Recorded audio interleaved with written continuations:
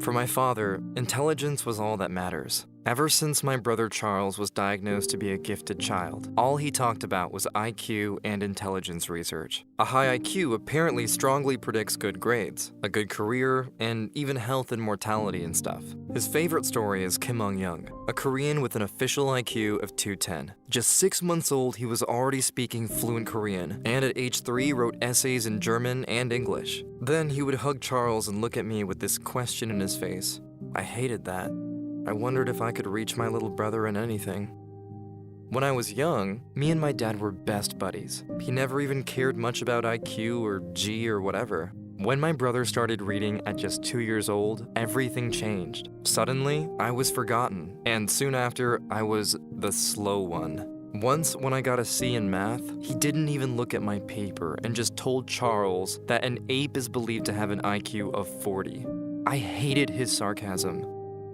Once at dinner, when he started talking about intelligence, or G, he'd say, G stands for general intelligence, and scientists say it exists because apparently most IQ tests correlate, whatever. He was talking about it and then drew up this graph on a piece of paper saying, "Look boy, this is the distribution of intelligence of all people in town. 0.1% of people will have an IQ of 55 or below. 2% have an IQ between 55 to 70. 14% between 70 and 85. 34% will score between 85 and the average, which is set at 100. Another 34 have an IQ between 100 and 115, and 14% between 115 to 130. Only 2% have an IQ higher than 130, and only 0.1% will have an IQ of a genius of 145 or above, like your little brother." I told him I'm not interested. I guess I shouldn't have.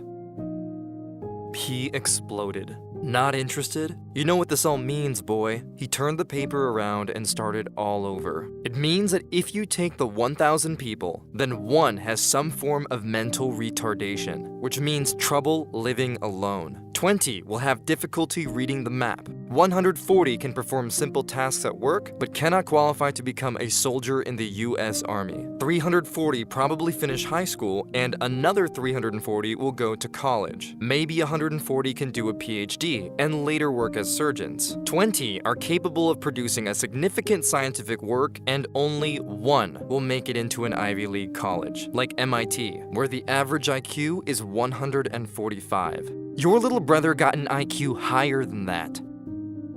A few weeks later was career day at my school. Some people in suits showed up and told us about a new form of cognitive assessment we could be doing which would help us find the right job. The technical term is the Wechsler IQ score. When I heard the words IQ, I got completely sweaty hands. My heart started racing. This could be the moment of truth.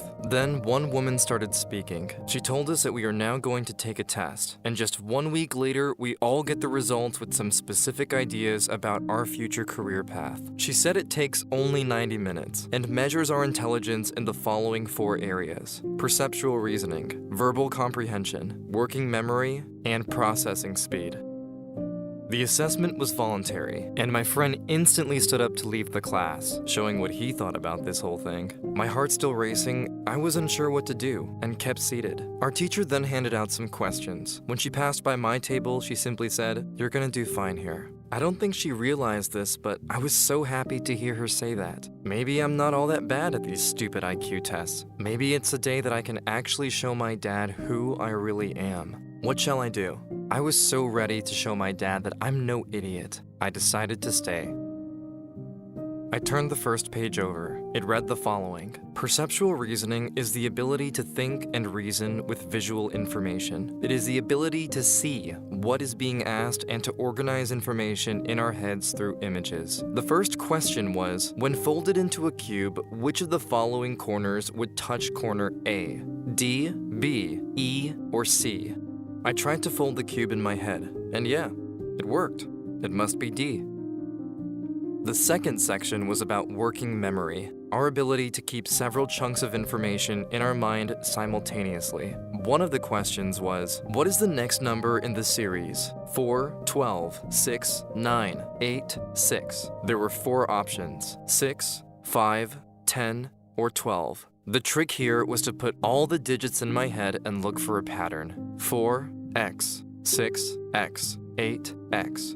which means the next would be 10. The third section was verbal comprehension, which measures our ability to access vocabulary, express ourselves in a meaningful manner, and apply reasoning skills to information presented verbally. In the first question, it said, what is the difference between the words refuted and irrefutable? Do they have similar meanings, have contradicting meanings, or mean neither the same nor the opposite? They must have contradicting meanings. The fourth section was about processing speed, the pace at which we take in new information, and make sense of it in order to prepare a response. One of the questions asked was, what is the 12th letter of the alphabet? Is it T, L, R, or B? I realized I had to rule out all the options that didn't look right. Counting would have taken way too long. L is the right answer.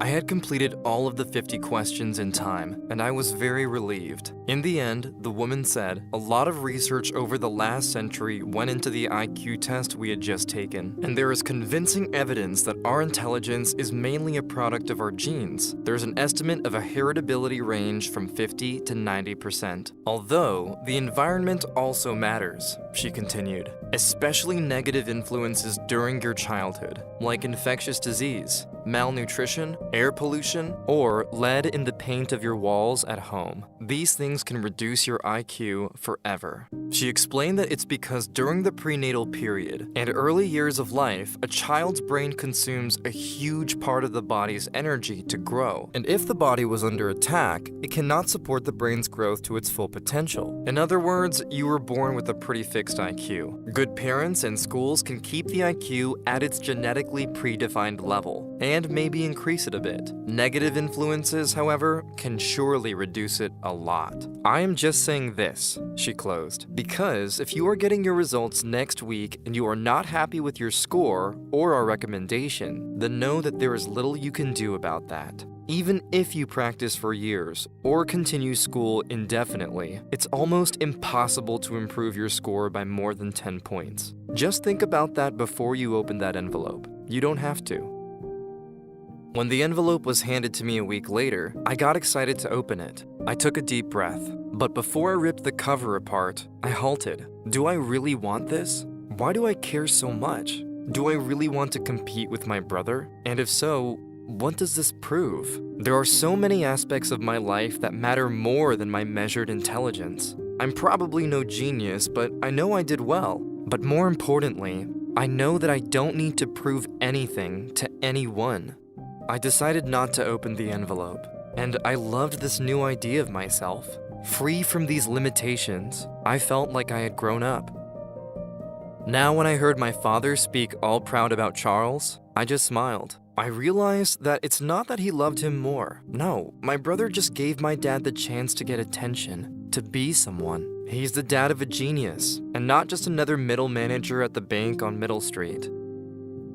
A few years later, I dropped out of college and started my own company, and soon after fell in love with a wonderful woman and also started a family. My brother is now a professor at a famous university, but never found the right girl, and like many very smart people, suffers from depression. My dad doesn't care so much about IQ anymore. He's now a proud grandfather. They say it takes intelligence to know how to do things right, but wisdom to do the right thing. Leaving that envelope closed was the best decision of my life. Here are 5 questions from a real IQ test. You've got 5 seconds each. When you are done, post your answers in the comments. Good luck! 1. A package of gift cards has a length of 8 centimeters, a width of 4 centimeters, and a volume of 64 centimeters cubed. What is the height of the box?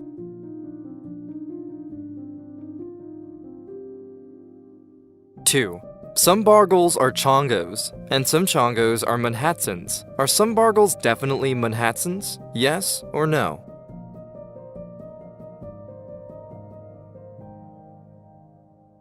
3. Max needed to get 7 new doors from the home improvement store for his house. His car could only hold 2 doors at once. How many times did Max have to visit the store? 2, 4, 7, 8, or 9?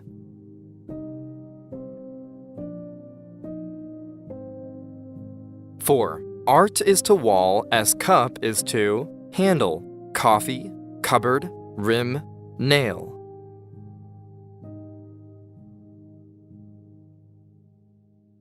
5. What is the missing number in the series? 1, 16, 81, blank, 625, 1296.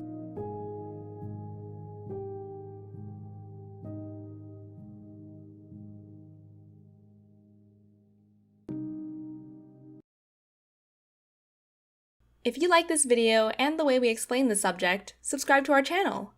We try to explain complex subjects in simple language and cartoons to support students all around the world in their learning.